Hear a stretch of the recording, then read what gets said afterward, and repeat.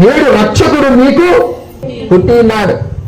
ఎవరు పుట్టారు అంటే రక్షకుడు పుట్టాడు. ఇప్పుడు రక్షకుడు ఆయన రాజు, రక్షకుడు రాజు.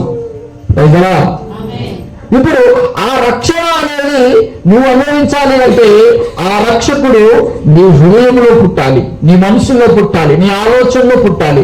నిజంగా యేసుక్రీస్తు నాలో ఉన్నాడా, నేను ఆయన్ని ప్రేమించి ఆయన కుమారత్వాన్ని అంగీకరించానా, అంత గొప్ప దేవుడు నా కొరకు తగ్గించుకున్నాడు.